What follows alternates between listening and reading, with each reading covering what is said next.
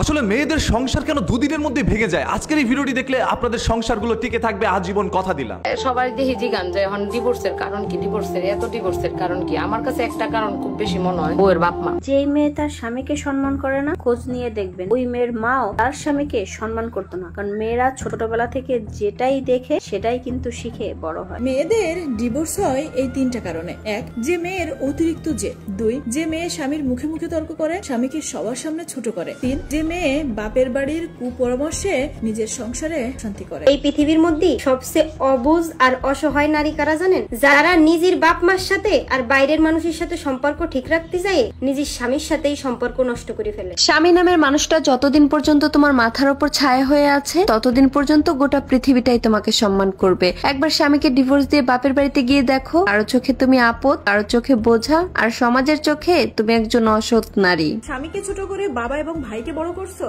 একটা কথা মনে রেখো, ভাই ততদিন আপনার যতদিন না সে বিয়ে করছে, আর বাবা মা ততদিন আপনার যতদিন তারা এই দুনিয়াতে আছে। আর স্বামী, আমি পৃথিবী ছেড়ে চলে গেলেও স্বামীর পরিচয়টুকু নিয়ে তুমি সারা জীবন বাঁচতে পারবে। আর স্বামীর যা কিছু আছে সবকিছু তোমারই থাকবে। আর ওই বাবা এবং ভাইয়ের কোনো কিছু তোমার হবে না, তারা পর হয়ে যাবে। অতিরিক্ত বাপের বাড়ি ভক্ত যে মেয়েগুলা, তারা আসলে দেখবেন ভয়ঙ্কর, কারণ তারা বাপের বাড়ি দেখতে গিয়ে স্বামীর সংসার নষ্ট করে ফেলে। আসলে এখানে বোনটি স্পষ্টভাবে অনেক কিছু বোঝানোর চেষ্টা করছে, যেগুলো যদি আসলে আপনারা বুঝে থাকেন তাহলে আপনাদের সংসারগুলো টিকে থাকবে আজীবন, আমি কথা দিলাম ভাই। আপনারা অনেক মেয়েরাই আছেন, বাইরের বাড়ির জামাই কি করলো সেদিকে কিন্তু ফোকাস রাখেন, পাশের বাড়ির ভাবির জামাই কি করলো সেদিকে ফোকাস রাখেন, তবে আপনার জামাই যে সারা দিন পরিশ্রম করে আপনার জন্য কি করছে সেদিকে কিন্তু ফোকাস রাখেন। পাশের বাড়ির ভাবি দুঃখে থাকলো এসে আপনার সাথে সুখের আলাপ করে যায়, আর আপনি সুখে থাকলো আপনার দুঃখের আলাপ করেন তার সুখ দেখে। আর এই কারণেই সংসারের মধ্যে এত বিচ্ছেদ ঘটে। আর ম্যাক্সিমাম মেয়েদের মা গুলো এখন এমন হয়ে থাকে যাদের কথা শুনতে গেলে সংসারগুলো টেকে না। কি ভাই কই, বর্তমানে বাংলাদেশে প্রত্যেকটা ঘরে ঘরে 2-3টার উপরে কিন্তু সন্তান নাই। খুব কম আছে যখন 8-10টা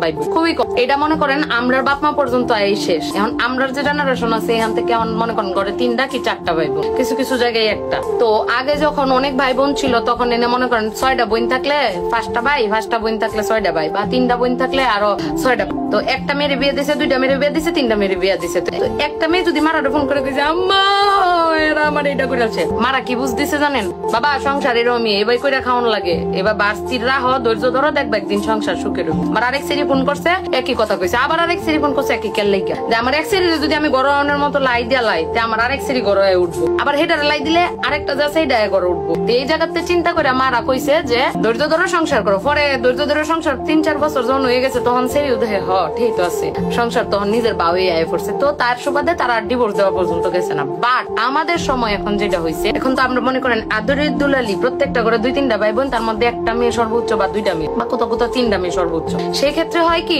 আমাদের মায়ের একটু বেশি আহ্লাদি হয়। যেমন ফোন করে যদি কয় মা কর আগে কই কিতা করছে জামাই আয়া পর করো, কিন্তু মারা এটা কয় না যে হোক, আমরাও এবার কষ্ট করে সংসার করছি, সমস্যা নাই, ধৈর্য ধর, একটা সময় পরে দেখবে সুন্দর জীবন পাইবি। এটা না কয় কিতা কোন নবাবের ফুতে এটা কইছে। আর বাপ আছে কিছু ডিউ লগে লগে কইব কি আইয়া পরে পরে দেখতাছি, কিন্তু একটা বার এটা চিন্তা করে না বাপ মারা, হেরা দেখতাছে বিয়া দেলছে সেটির জীবন। কিন্তু একবার বিবাহিত জীবনে মেয়ে যখন পা দিয়া ফেলে, পরবর্তীতে মেয়ের যখন সংসারটা ভাঙে তখন কিন্তু সেই মেয়েটারই সবকিছু গ্রহণ করতে হয়। তারাও কষ্ট পায়, কিন্তু যে মানুষের কাছ থেকে যে খারাপ খারাপ কটু কথাগুলা, বা পরবর্তীতে বাপের বাড়ি এসে থাকলে সেই বাপের বাড়িতেও যে তার লাঞ্ছনা গঞ্জনাটা সহ্য করতে হয়, সেটা কিন্তু মেয়েরই করতে হয়। তো সাময়িক ভাবে তারা চিন্তা করে যে আমরা জিতলাম, আসলে না, ওই বাপ মা এবং ওই মেয়েরা ঠকে। তো যতদূর সম্ভব কষ্ট হোক, যন্ত্রণা হোক, যা মন চায় তা হোক, স্বামীর বাড়িতে দাঁতের মধ্যে দাঁত কামড়ায় টিকে থাকাটাই আমার কাছে মনে হয় সব থেকে ভালো বুদ্ধিমতির কাজ। কারণ কি, বিয়ের পর প্রথম কিছুদিন অনেক কিছু সমুদ্রের মতো লাগে, পরে আস্তে আস্তে সেটা নদী হয়, তারপরে সেটা দিঘিতে রূপান্তরিত হয়। তো